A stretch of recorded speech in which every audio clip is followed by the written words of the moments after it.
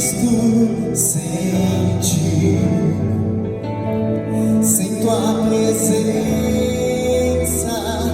eu morro, sem tua presença eu morro.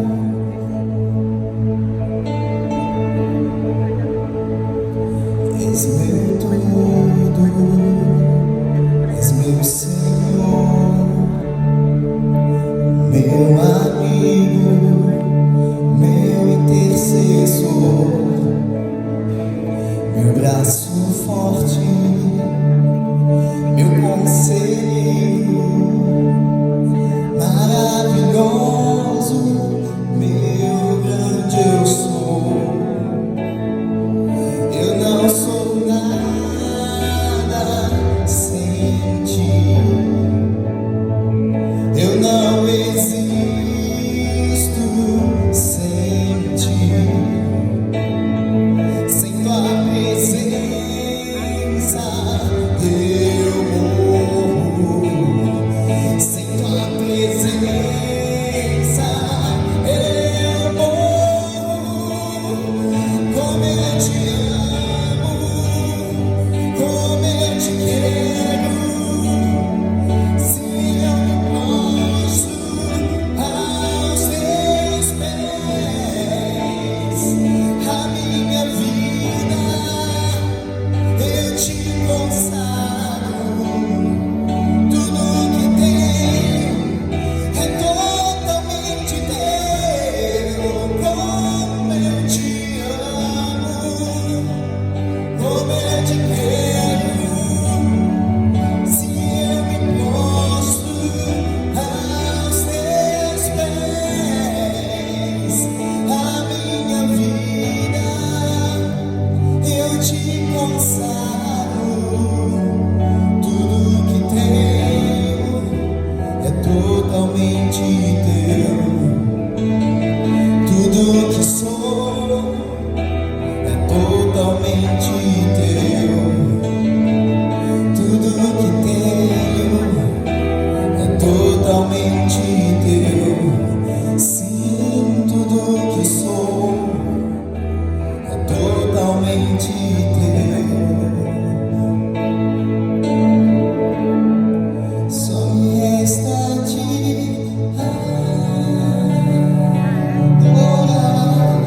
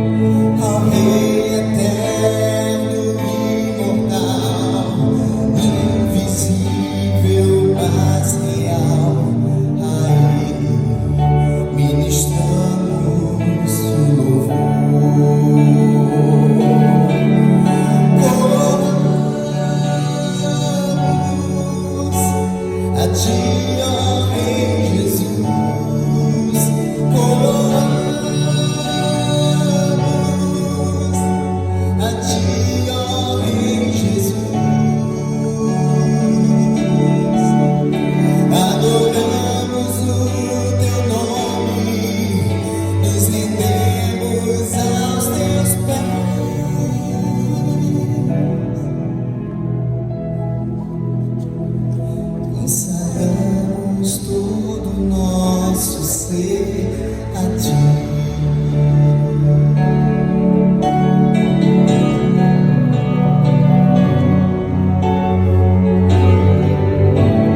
Santo, santo, santo é o Senhor.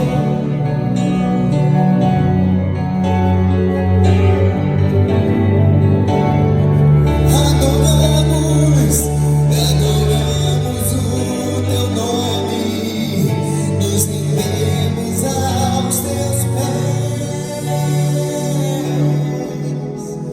consagramos todo o nosso ser a ti.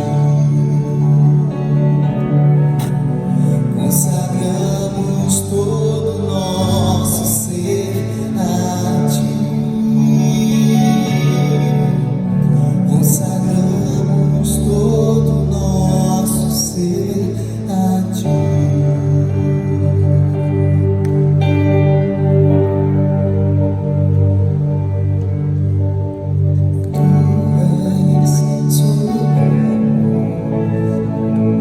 Tu és soberano.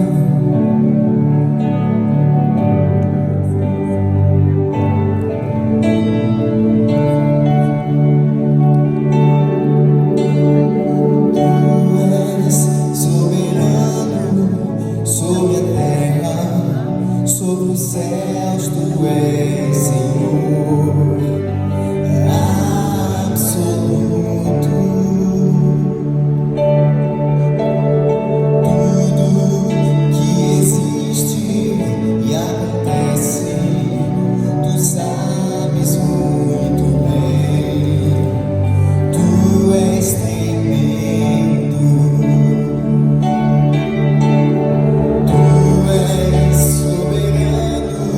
Sobre a terra, sobre os céus, tu és Senhor absoluto. Tudo que existe e acontece, tu sabes muito bem. Tu és tremendo. Mas apesar desta glória que tens, tu te importas comigo também. Esse amor tão grande eleva-me, amarra-me a ti. Tu és tremendo.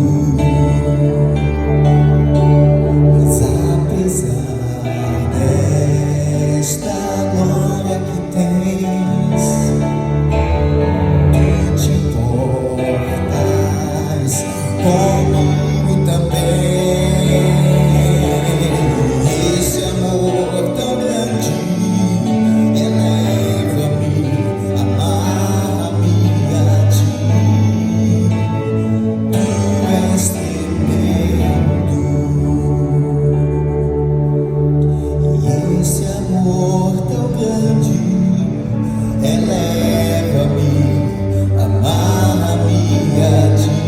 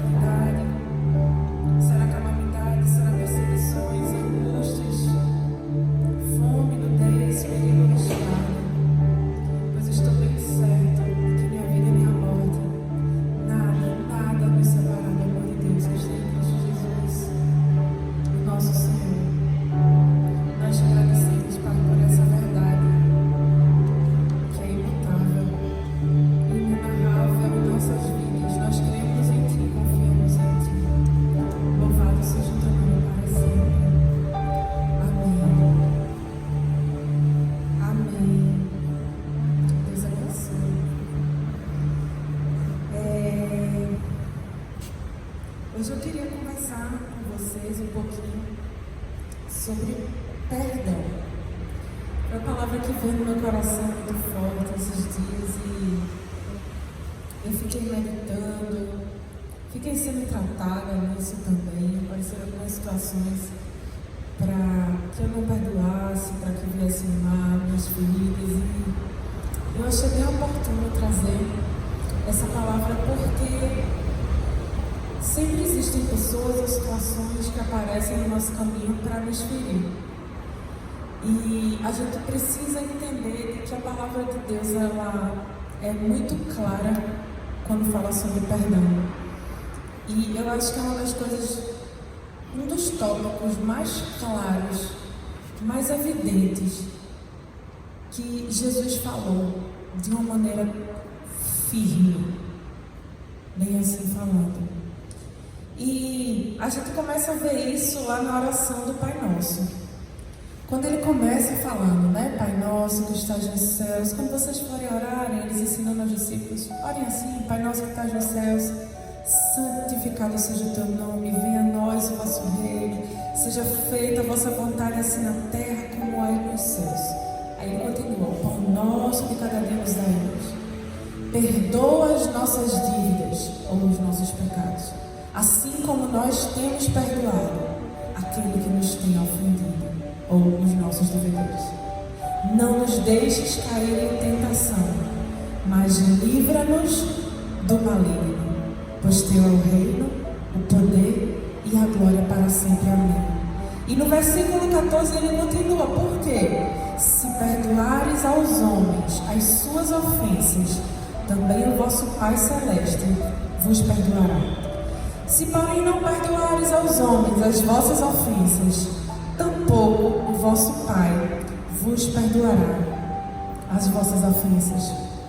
E aí eu ficava pensando, meu Deus, que negócio um pouco sem nexo, porque ele falou do perdão, depois ele falou da tentação e depois ele orou e disse amém e voltou e fez. Por quê? Eu disse, esse porquê ficou meio sem sentido. E aí o Espírito Santo disse, vai estudar. E quando eu fui ler, tudo está falando sobre a mesma coisa. Essa última parte, quando ele começa a falar sobre perdoe os pecados, perdoe as dívidas, assim como vocês estão perdoando a quem tem ofendido. E quando fala, não deixe cair em tentação. A palavra cair não é cair como eu pensava, então deixa eu cair em tentação. Significa entrar, cair para dentro. É a tentação de deixar que a falta de perdão entre no seu coração. Então está se referindo à mesma coisa. Por isso que ele conclui no final: portanto, se vocês perdoarem, vosso Pai vos perdoará. Não deixe que as dívidas, que as mágoas entrem, caiam. Não caia. Não caia. A gente começa a pensar no homem no jardim. Eva, ela pecou porque ela caiu. Por que ela caiu? Ela ouviu a serpente. Ela deixou que aquelas palavras entrassem no coração dela.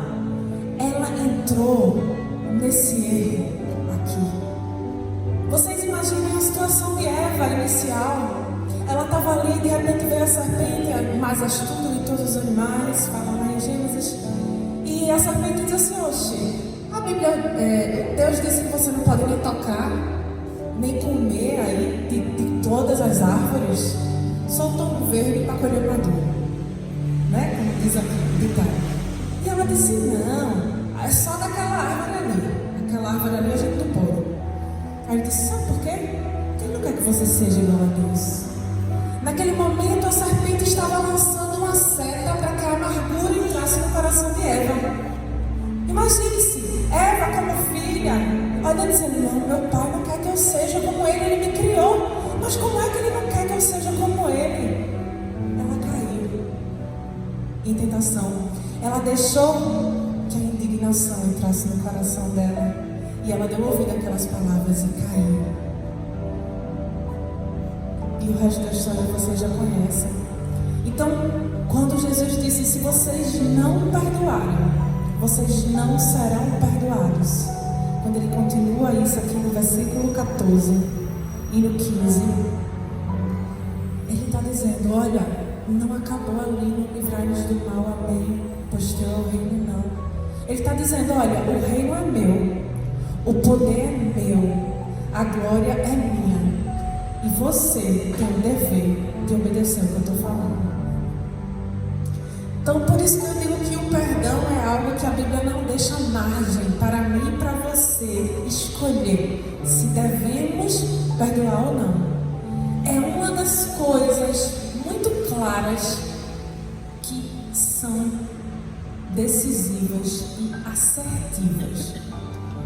E continuando aqui,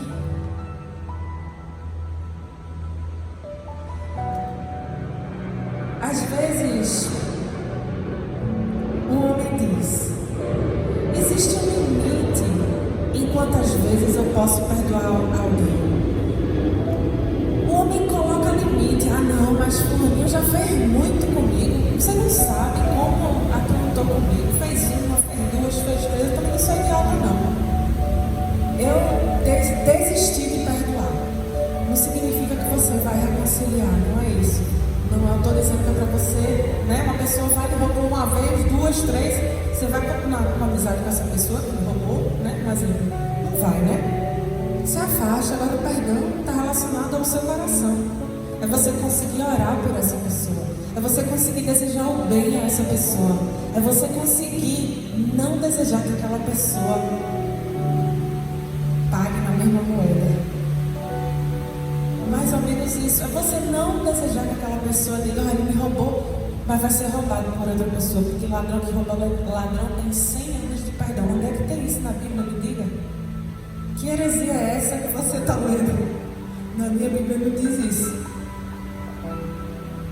Nós precisamos parar para pensar no que a gente está acreditando, porque às vezes a nossa cultura nos ensina a ser assim, a querer pagar com a mesma moeda, ou lá no fundinho do nosso coração desejar que a pessoa acolha aquilo que está plantando. Mas imagine se você, se eu colhêssemos aquilo que nós já plantamos em nossas vidas. Nossa! Se a gente quer misericórdia para si, mas não dá misericórdia para o outro, não deseja misericórdia para o outro, quão falhos e pecadores nós somos. Então, em Mateus 18, 21, 22, Pedro se aproximou de Jesus e perguntou, Senhor, quantas vezes eu devo perdoar alguém que peca contra mim? 7 vezes? Jesus respondeu, não 7 vezes, mas 70 vezes 7 no dia. Aí você faça a sua conta aí, quanto dá? Dá quanto? 35? 45? 490 vezes por dia. Ninguém consegue pecar contra outra pessoa 490 vezes por dia, não é verdade? Imagina aí. Era meio que uma vez por minuto, né? É muita ofensa. Jesus estava querendo dizer assim, olha, é infindável. Não existe limite para o perdão. Pedro ainda foi generoso quando disse 7 vezes, né? Porque imagina uma pessoa fazendo 7 vezes algo contra você, já é muita coisa. Acho que eu penso assim, ao máximo, né? Porque é muito, 7 vezes, meu Deus do céu. Eu disse, não, meu filho, 490. Ou seja, ele quis dizer, sempre. Você tem o dever de sempre perdoar aqueles que lhe ofendem. Então, não existem limites para o perdão. Não existem limites para o perdão. Outro texto que eu queria ler sobre isso está em Lucas 15, do 20 a 24. Que é a história do filho pródigo. Porque muitas vezes as pessoas dizem, eu ultrapassei todos os limites, ninguém vai me aceitar, meu Deus, eu já fiz tanta coisa, eu já vi isso, eu me desviei porque, nossa, eu cometi um pecado imperdoável. Onde é que está escrito isso? Só quando Espírito Santo. Mas a Bíblia também não especifica, nem explicita, né? O que significa isso? É uma incógnita. Na dúvida, nunca fale contra o Espírito Santo. Mas tirando isso, a Bíblia não fala que existe pecado imperdoável. E ele, para ilustrar aquilo que ele estava falando, ele falou sobre a parábola do filho pródigo. E eu só vou ler os versículos do 20 ao 24, que diz assim: então o filho pródigo, depois de estar comendo a comida dos porcos e ter lembrado que até os empregados do seu pai comiam melhor do que o que ele estava comendo, ele ensaiou como ia falar. E essa passagem, ela relata bem como Deus nos é. Porque se ele tivesse conseguido falar antes de alcançar a misericórdia do Pai, ele poderia pensar que tinha convencido o Pai com o seu discurso. Porque ele pensou e planejou, teatrou. Olha, eu vou chegar lá e vou dizer: Pai, pequei contra o céu, pequei contra a terra, pequei contra ti. Eu não mereço nem ser tratado como um dos teus... Não mereço ser tratado como teu filho. Me trata como um dos teus empregados. Ele ensaiou. Fala nos versículos anteriores que ele foi lá e ensaiou bem direitinho. Sendo que a palavra fala, aqui no versículo 20, que ele voltou para a casa do seu pai. Mas quando ele estava longe, seu pai o viu. Quando o pai o viu, mesmo de longe, cheio de compaixão, correu para o seu filho, o abraçou e o beijou. O ato de perdão vai além do que nós possamos fazer. Ele queria mostrar que ele estava arrependido para quebrantar o coração do pai. Sendo que o pai, ele já sabe o que está dentro do meu coração e do seu. Ele sabe se é um coração arrependido de verdade ou se são só palavras. Ele sabe se o que nós falamos é da boca para fora ou se vem aqui de dentro. Quando ele vê um filho arrependido, querendo se reconciliar com o pai, ele vê de longe. Porque a palavra fala que os olhos do Senhor estão rodeando a terra, em busca daqueles que o adorem em espírito e em verdade. Então, com Deus, por isso que Deus se ira tanto com a encenação, por isso que Deus se ira tanto com a hipocrisia. Porque o que Ele deseja é um coração sincero, arrependido. E Jesus, Ele contou essa parábola para dizer assim: olha, o Pai, Ele vê de longe quem está arrependido e quer voltar. E Ele abre os braços para receber a mim e a você, antes da gente falar qualquer palavra. E depois do abraço de amor, depois da reconciliação, aí sim, o filho disse: Pai, pequei contra o céu, contra o Senhor, não sou mais digno de ser chamado seu filho. O pai, no entanto, disse aos servos: depressa, tragam a melhor roupa da casa e vistam nele. Coloquem-lhe um anel nos dedos e sandália nos pés. Matem um novilho gordo, faremos um banquete e celebraremos. Pois esse meu filho estava morto e voltou à vida, estava perdido e foi achado. E começaram a festejar. Então, aquele pai deu dignidade àquele filho que estava descalço, estava nu, estava sujo. Ele veio e trouxe novamente a identidade de filho da realeza. Nós temos um pai que é o Rei dos Reis e Senhor dos Senhores. Então, todas as vezes que o inimigo tentar colocar no seu coração que o que você cometeu é tão grave que separou você de Deus, você lembre dessa passagem e diga: quando eu me arrepender, eu voltarei para o lugar de onde eu saí. Porque o pecado nos afasta de Deus, mas o arrependimento nos reconcilia com Ele. Outra passagem que eu queria conversar com vocês está em Lucas 17, do 1 a 10.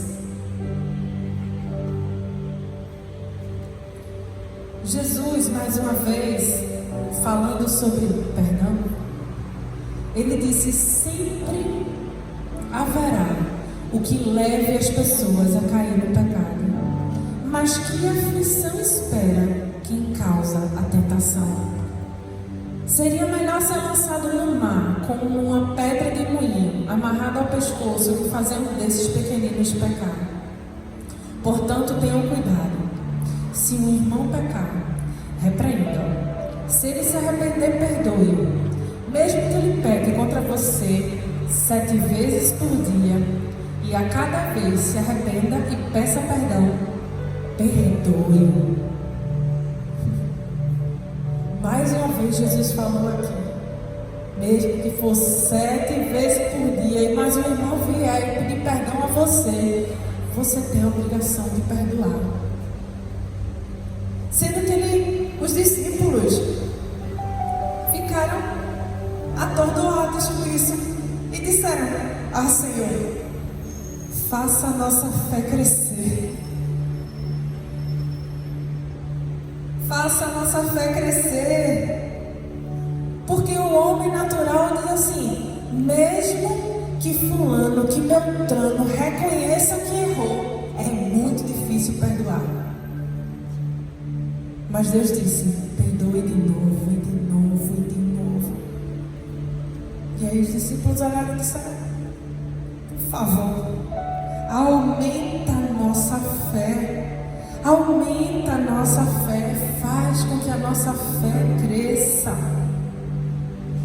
E aí o Senhor respondeu: se vocês tivessem fé, ainda que tão pequena quanto o grão de mostarda, poderiam dizer a essa moeira: arranque-a e plante-se no mar, e ela lhes obedeceria.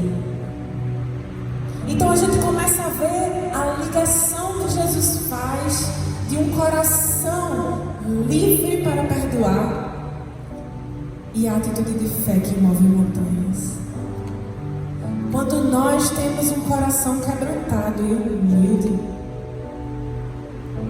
nós perdoamos, e o poder de Deus tem liberdade para agir através da minha vida e da sua. Muitas vezes o poder de Deus não tem liberdade para agir porque nós estamos guardando alguma mágoa no nosso coração. E nós dizemos: meu Deus, eu estou orando tanto, mas se minha fé fosse tão pequena como um grão de mostarda, eu poderia falar para esse monte, e a gente só se apega a essa palavra e não vê o contexto que a palavra foi mencionada. Os discípulos estavam pedindo fé para que o perdão fosse liberado, porque Deus estava dizendo: olha, se você conseguir perdoar o seu irmão, você vai ter tanta fé que você vai conseguir dizer ao monte: vai, lança no mar, e vai ser feito. A intimidade vai gerando isso. Cada vez que eu e você nos parecemos mais com Jesus, nós conseguiremos mais ser assim. Não é um processo fácil, meu irmão, minha irmã. Não é fácil para mim também não. Nem pense. É um processo. Tomar a cruz, negar-se a si mesmo, seguir Jesus, é todo dia. É todo dia matar a carne. Não é pelo que nós fazemos, mas é pelo que Ele é em nós. Se nós não buscarmos todos os dias, nos alimentarmos da palavra, da comunhão, do louvor, o nosso coração não vai ter força sozinho para liberar perdão, ou para ter fé, para transpor montes. Não vai. Por quê? Jesus, ele era incisivo mesmo quanto a isso. Ele era cirúrgico mesmo. Porque veja no versículo 7 que ele fala: quando um servo chega do campo, depois de arar ou cuidar das ovelhas, o Senhor lhe diz: venha logo para a mesa comer conosco. Não. Ele diz: prepare a minha refeição, apronte-se e sirva-me enquanto eu como e bebo. Você pode comer depois. E acaso o Senhor agradece ao servo por fazer o que lhe foi ordenado? Não. Da mesma forma, quando vocês obedecerem, devem dizer: somos servos inúteis, apenas cumprimos o nosso dever. Pá! Quando a gente conseguir perdoar 7 vezes ao dia, 70 vezes 7, 480 vezes ao dia, o nosso irmão, Jesus vai dizer: servo inútil, vamos lá, vida que segue, você só está cumprindo aquilo que eu disse para você fazer. Não é muito forte essa palavra? Mas Jesus, ele precisa nos chacoalhar, porque ele sabe que a natureza humana não quer perdoar. Ele precisou falar isso por diversas vezes, porque ele sabia o que tinha no meu coração e no seu. Então ele precisou ser duro, para que a gente não querer interpretar da maneira que a gente queira, né? Queira dar um jeitinho na palavra. Ele disse: olha, eu vou deixar aqui um negócio bem claro, que mesmo que você fizer tudo isso, ele vai ser inútil. Para que a gente não queira dar um jeitinho. Mas você não sabe o que fizeram comigo, né?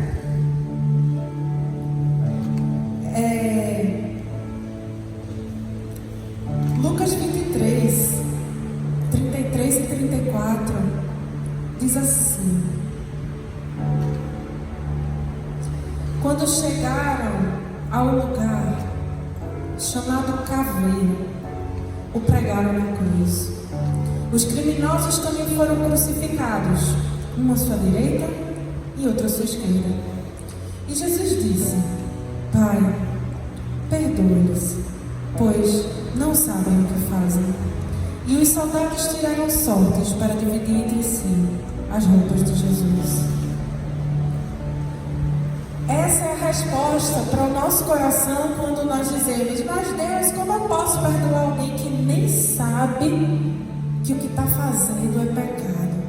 Porque às vezes tem as pessoas obstinadas no coração, né? São ruins, são más, que são duras, que não se arrependem depois que cometem a mágoa, o pecado contra nós, né? E às vezes a gente diz: mas como é que eu vou perdoar alguém que nem sabe o que está fazendo de errado? Jesus, ele deixou o exemplo. Ele disse: eu perdoei aqueles que me crucificaram, mesmo não sabendo que eu era Deus. Ele deixou o exemplo para mim e para você.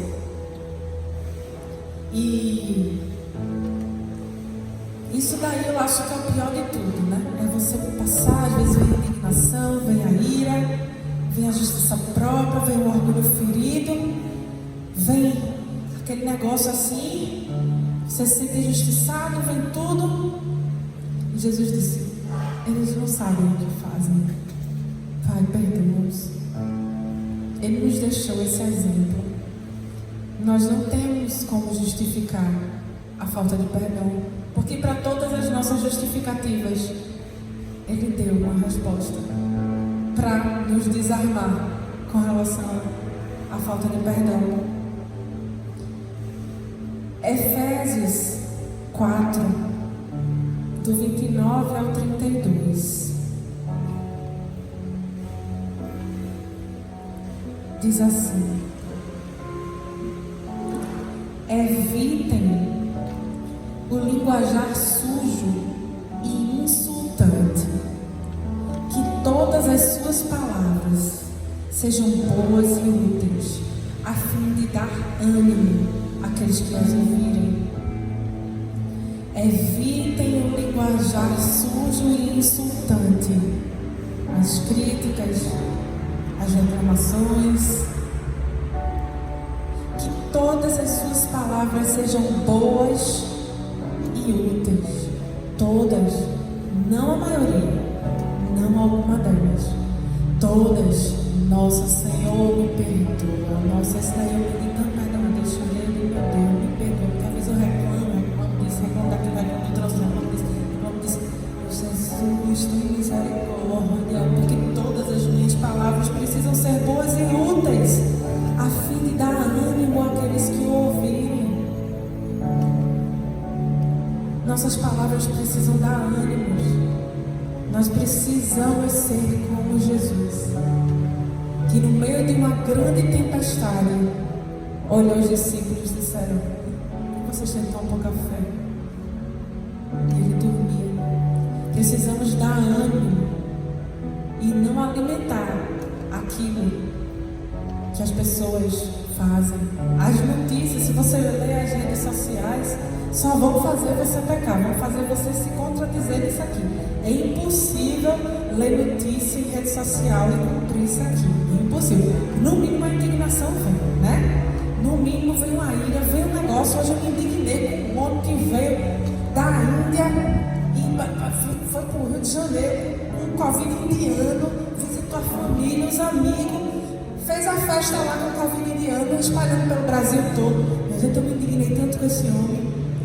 E hoje eu pedi perdão a Deus. E liberei perdão para ele. Parece uma onda, mas não é não. Porque eu fiquei com tanta ira no meu coração.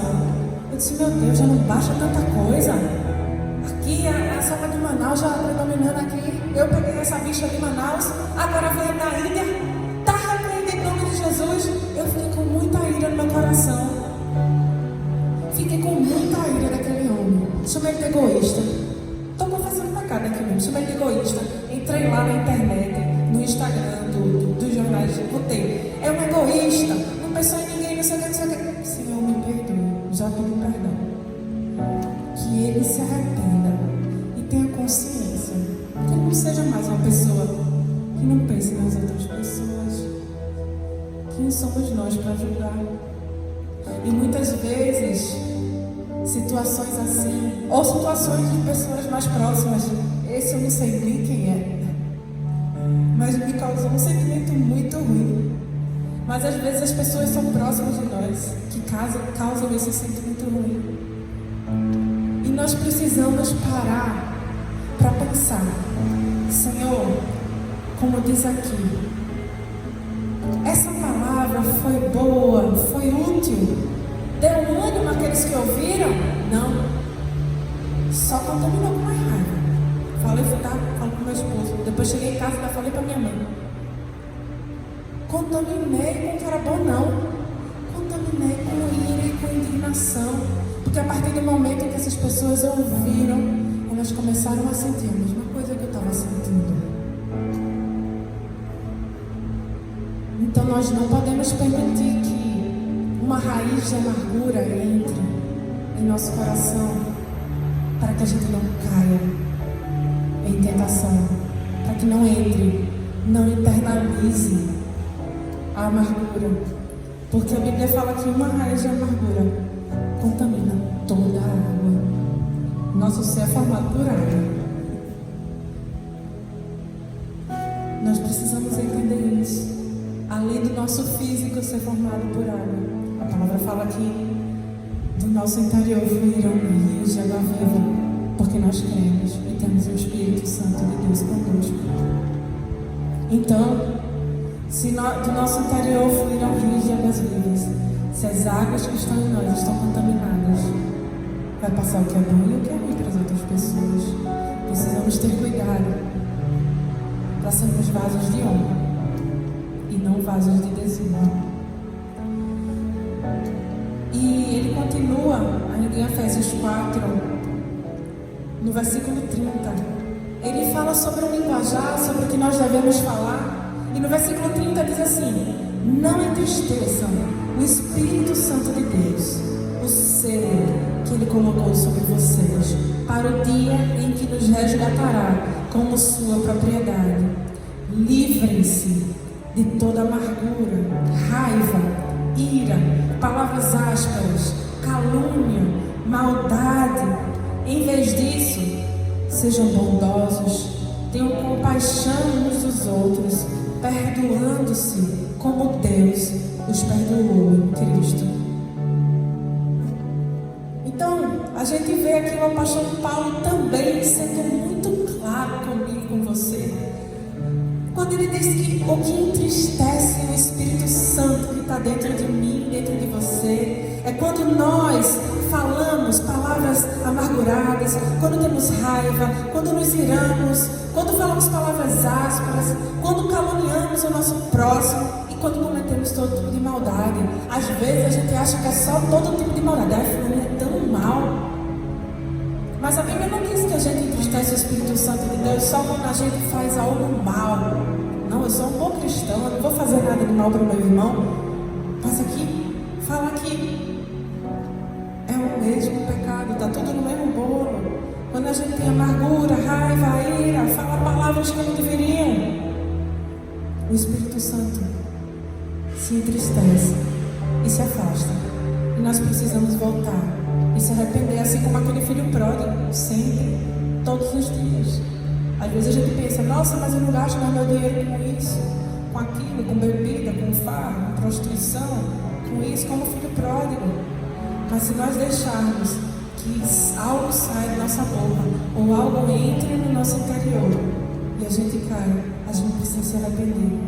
E o Pai, mesmo de longe, vai nos olhar, nos chamar, e nos acolher de volta, e nos dar novamente a autoridade de filho e de filha de Deus. Por quê? Porque Isaías 43, 25 traz a resposta para o nosso pensamento. Quando a gente pensa assim, mas fulaninho foi tão mal comigo, eu realmente guardo rancor, eu guardo na minha memória aquela situação, eu guardo no meu coração. Ou então a pessoa acha que não guarda, mas basta vir uma situação à tona que a pessoa vai e sente aquela mesma coisa e fala de situações que já se passaram no passado. Sendo que o próprio Deus, em Isaías 43, 25, veja só o que ele fala: eu, somente eu, por minha própria causa, apagarei os seus pecados e nunca mais voltarei a pensar nele. Gente, se Deus falou isso para mim e para você, por que nós queremos ser maiores do que Deus? Que petulância nossa, que arrogância nossa, que ousadia nossa, querer ser mais do que Deus. Esse é o pecado de Lúcifer, nós precisamos ter cuidado. Querer ser como Deus, igual a Deus, nesse caso querer ser mais que Deus. Porque se Deus falou, o próprio Pai, eu não estou falando de Jesus, eu estou falando do Antigo Testamento, da época da lei, eu estou falando de algo que era antes da graça, mas o próprio Deus deixou isso para mim e para você, dizendo que nunca mais voltaria a pensar no nosso pecado, porque nós pensamos tanto nos pecados que os outros cometem contra nós. Nós precisamos nos arrepender. Precisamos nos arrepender de querer ser maiores do que Deus. Parece algo forte, mas não é. Porque Deus, Ele mandou Jesus para morrer por mim e por você. Jesus é o Filho único do Pai. Eu só tenho uma filha única. Imagine eu lançar um exemplo, hipoteticamente, minha filha ali no meio de um grupo terrorista ali, do Hamas, e assim, vá lá, ser como sacrifício vivo aí, desse povo que não vale nada, esses terroristas. A gente acha isso um absurdo, né? Mas para Deus Ele fez isso. Todos pecaram e foram destituídos da glória de Deus, e Ele mandou Jesus para o meio do povo que não merecia nada. E Ele assistiu todo o sacrifício de Jesus por mim e por você, por amor. E Jesus, Ele venceu até o fim, sem pecado. Sem pecado, e ainda falou o que a gente leu aqui: perdoa o que eles fazem, eles não sabem o que estão fazendo.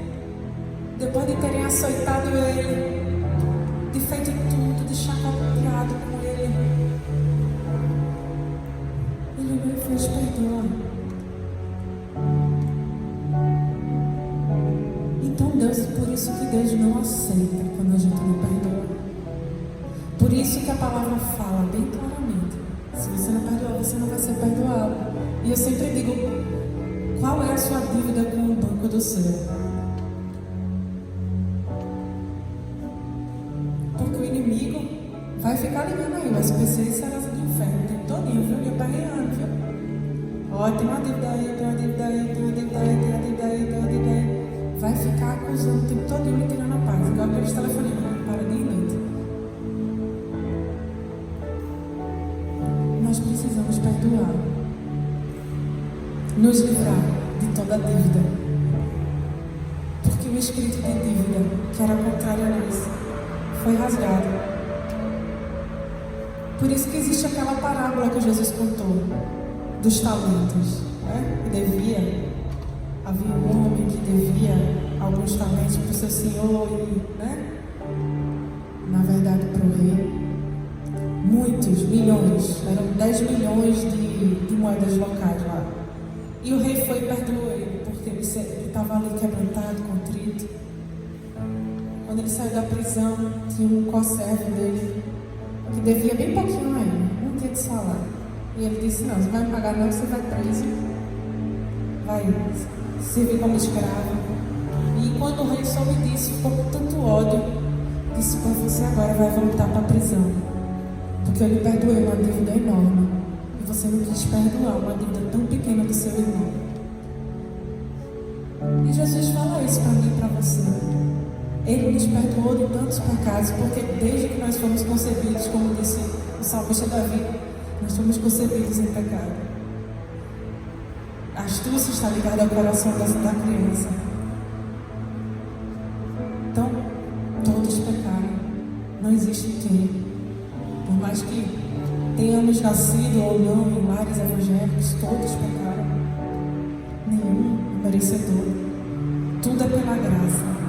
E da mesma graça que eu recebo, eu preciso dar. Senão seu coração é arrogante. E não um coração humilde. Então, a bondade sempre é a melhor forma de agir. Mas para que a gente consiga ser bom, nós precisamos ser fortes em Cristo. Só pessoas fortes conseguem perdoar. Só pessoas fortes em Cristo conseguem perdoar. Porque quando nós somos fracos é que nós somos fortes, como disse o apóstolo Paulo.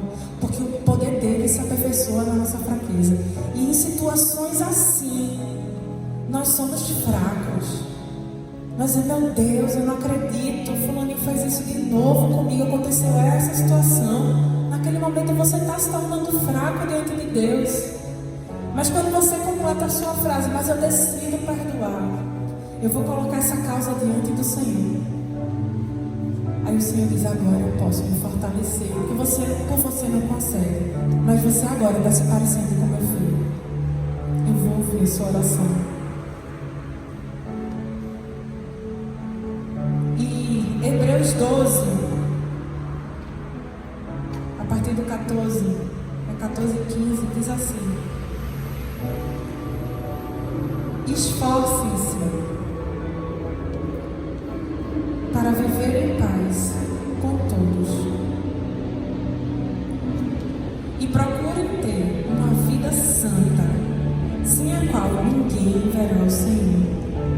Cuidem uns dos outros, para que nenhum de vocês deixe de experimentar a graça de Deus. Fiquem atentos, para que não brote nenhuma raiz venenosa de amargura, que cause perturbação, contaminando muitos. Então a gente consegue ver o apóstolo Paulo dizendo que a graça, ela freia a amargura. Porque normalmente o homem diz assim, não foi justo, não é justo, eu estou sendo injustiçada, essa situação mexeu comigo, essa situação está me tirando sério, está me tirando sono, eu não sei o que fazer. E o sentimento de injustiça vem, e a amargura vem, e o rancor vem, porque nós pensamos, não é justo, eu não merecia, eu não fiz nada, eu não merecia. Sendo que Deus, ele nos diz a graça, ela freia a amargura. Porque se nós não perdoarmos, todos saem perdendo. Porque uma raiz de amargura sai contaminando a todos, como diz aqui no versículo 15. Porque quando a gente se esforça para viver em paz, esforço não é esperar que a paz caia, não. É engolir sapo. É se esforçar pela paz. E procurar ter uma vida santa, sem a qual ninguém verá o Senhor. Então não adianta de nada eu não beber, eu não fumar, eu não falar mentira, se eu não me esforçar para viver em paz com todos. Porque sem santidade eu não veria Deus. Entendem como isso é algo muito sério? Por isso que diz: cuidem uns dos outros, para que nenhum de vocês deixe de experimentar a graça de Deus. A gente experimenta a graça de Deus quando a gente cuida um dos outros e quando a gente se esforça para viver em paz uns com os outros, dando o exemplo de bons cristãos. E às vezes a gente pensa: como eu posso perdoar? Eu me sinto tão suja, tanto pecado, tanta coisa. Sendo que 1 João 1, do 8 ao 10, eu já falei esse versículo, mas agora a gente vai ler. Diz assim: se afirmamos que não temos pecados, enganamos a nós mesmos e não vivemos na verdade. Mas se confessamos os nossos pecados, Ele é fiel e justo para perdoar nossos pecados e nos purificar de toda injustiça. Se afirmamos que não pecamos, chamamos Deus de mentiroso e mostramos que não há em nós lugar para a sua palavra. Não há lugar para a sua palavra quando não há arrependimento. Não há lugar para a palavra de Deus. Não há lugar para as curas, para os milagres, para o consolo, para os livramentos, quando não há arrependimento. Nós precisamos nos arrepender todos os dias. Por isso que todos os avivamentos precedem de arrependimento. Todos os avivamentos ao longo dessa história mostra que quando o povo se arrependia de coração, Deus veio com milagres, com prodígios, com sinais, fazia com que a palavra fosse revelada e tornasse viva, operante e eficaz em todos os sentidos. Então nós precisamos reconhecer as nossas falhas. E 1 João 4, 19 a 21 diz assim: nós amamos porque Deus nos amou primeiro. Se alguém afirma: amo a Deus, mas odeia seu irmão, é mentiroso. Pois se não amamos o nosso irmão a quem vemos, como amaremos a Deus a quem não vemos? Ele nos deu este mandamento: quem ama a Deus, ame também a seus irmãos. Quer mais claro do que isso? Quem ama, perdoa. Não tem como. É impossível. Porque o apóstolo Paulo falou que o amor tudo sofre, tudo crê, tudo espera, tudo suporta. O amor não arde ciúmes, não se ira facilmente. Quando você lê 1 Coríntios 13, sempre é uma lapada. Eita, meu Deus do céu, está faltando amor aqui, olha, hoje faltou amor aqui. E você começa a pensar na sua vida: olha, hoje faltou amor quando eu tive ciúme. Hoje faltou amor quando eu me irei. E a gente vai pedindo perdão a Deus, porque todos pecaram. Não tem como. Nós precisamos parar para pensar. Nós amamos porque Ele nos amou primeiro. E a gente não pode dizer que ama a Deus se a gente não amar o nosso irmão. Então não adianta. Não adianta. Nós precisamos amar. Nós não temos o direito de dizer: eu te odeio, ou eu não suporto você, ou eu não consigo olhar na sua cara. Estou abusado. Deus não nos deu esse direito. Se nós fizermos isso, isso significa de que o amor não está aperfeiçoado no nosso coração. E precisamos nos arrepender. E vocês abrissem em Atos 23. Eu vou abrir aqui com vocês, que eu não separei essa passagem.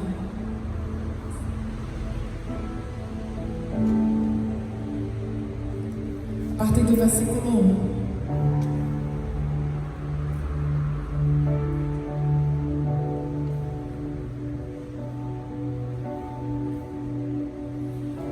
Diz assim: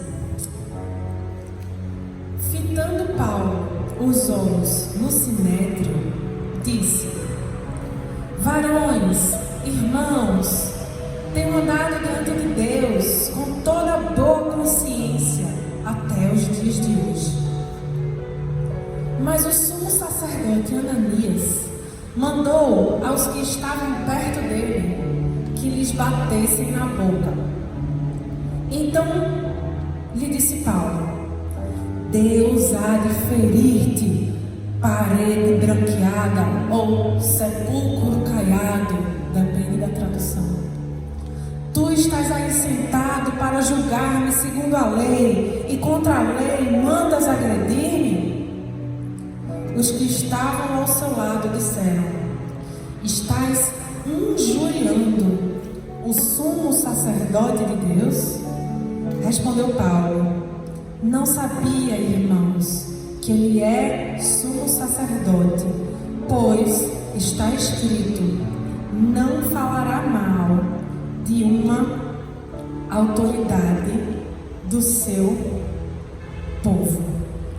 E aí ele cita Êxodo 22, no versículo 28, que fala que são os mandamentos do Senhor, né? E dentro dos mandamentos de Deus, em Êxodo 22, no versículo 28, diz assim: contra Deus não blasfemarás, nem amaldiçoarás o príncipe, o líder, o capitão. E eu fiquei pensando nisso, né? Meu Deus, algumas situações, né, de pessoas que estão inventando algumas situações, né, e Deus me lembrou essa palavra, e eu também parei para pensar na minha própria vida. Quantas vezes eu, na ira, no ímpeto, não fiquei com tanta raiva desses decretos. Disse: meu Deus, vou fechar a igreja de novo no final de semana, Deus abençoar. E às vezes a gente não abençoa os nossos governantes e a gente fala mal. E toda vez eu paro para pensar nessas palavras que o apóstolo Paulo falou. Ele disse: meu Deus, porque ele estava fora de Jerusalém tinha muito tempo. Ele não sabia mais quem era o sumo sacerdote. Quando ele deu aquela ordem, deu uma tapa na cara dele, deu uma bufetada nele, ele ficou tão irado: seu sepulcro caiado, quem é você? Levantou a voz. E aí quando disse: rapaz, tu tá falando alto. Aí ele é o sumo sacerdote. Ele disse: meu Deus, não vou falar mais nada, porque a palavra diz: não falarás mal de nenhuma autoridade do teu povo. E às vezes a gente tem falado das autoridades eclesiásticas e governamentais, sendo que nós estamos descumprindo algo. A Bíblia fala que nós devemos perdoar a todos. E por mais que você não conheça A, B, não conheça esse deputado, não conheça esse vereador, não conheça esse senador que disse que queria prender médico que dissesse que ia receitar, quem receitasse remédio que não tivesse comprovação científica fosse preso. Nossa, essa eu fiquei também muito indignada. Senhor, agora mesmo, estou pedindo perdão, me lembrei dessa situação, que eu fiquei com muita raiva dessa pessoa. Eu não sei nem quem é esse senador, mas eu fiquei com tanta ira, eu li a lei dele, mas não sei nem de quem é ele. Mas eu fiquei com tanta ira no meu coração, eu disse: Senhor, me perdoa, porque ele é uma autoridade. Que ele te conheça, que ele se arrependa e tenha um encontro contigo, que haja tempo para isso, porque às vezes não há. E essas situações nos fazem sermos mais parecidos com Cristo. Quando nós olhamos a situação de um político, Ou de até um pastor, às vezes tem pastores que ficam aí pela internet falando mal de fulano é um pedófilo, Beltrano é um pedófilo. É um absurdo ser um pedófilo. Eu sou advogada. Seria um absurdo eu dizer que essa pessoa não precisaria ser punida. Precisa ser punida de acordo com as leis dos homens.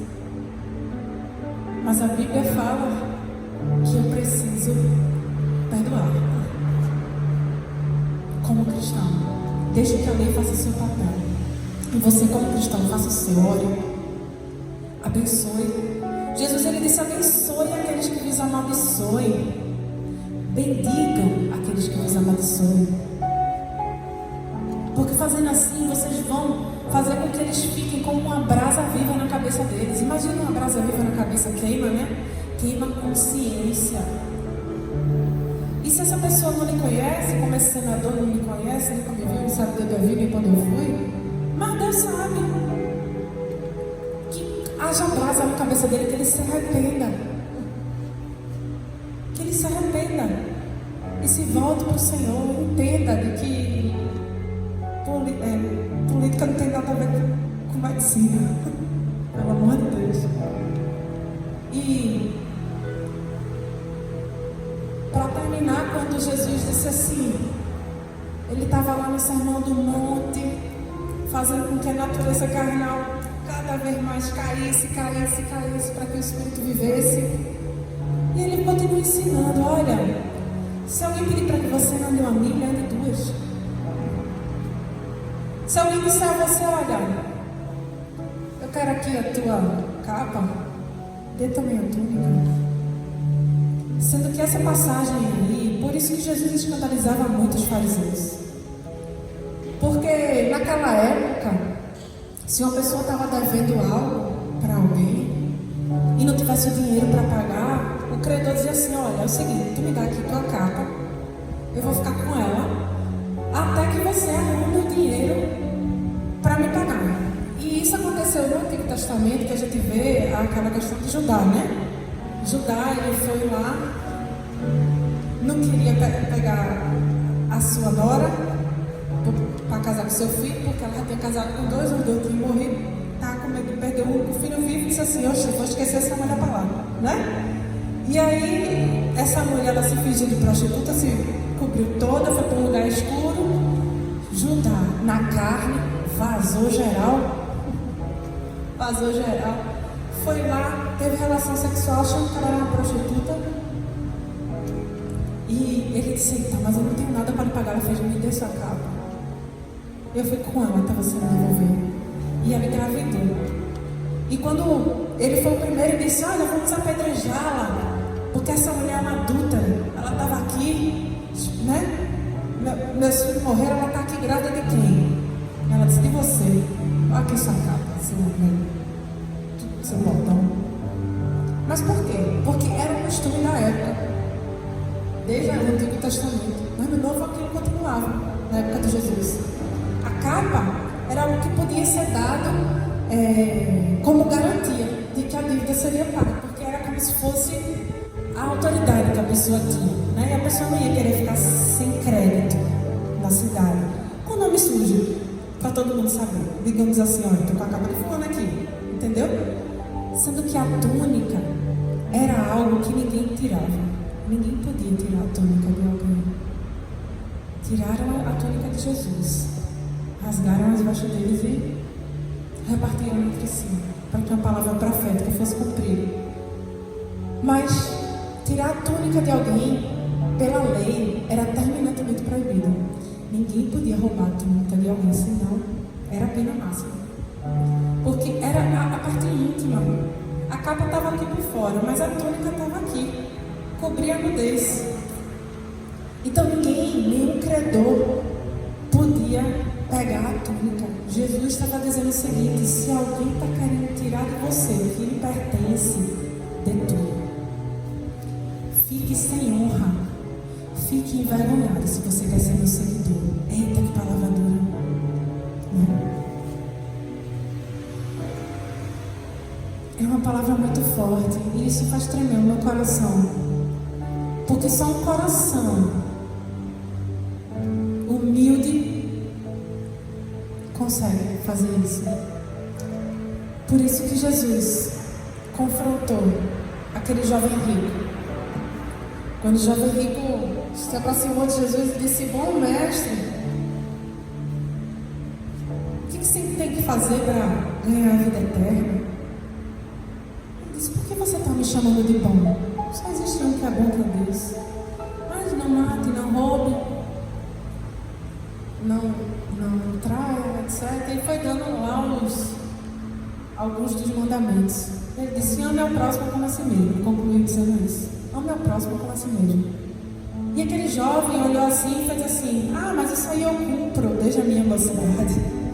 Quase que diz assim: fui nascido e criado no Evangelho, eu já faço tudo isso muito certinho. Sendo que Jesus quis provar a ele que ele não era certinho. Quando ele disse: olha, vai então, vende tudo que você tem e dê aos pobres, ele provou aquele homem que ele não amava ao próximo como a si mesmo,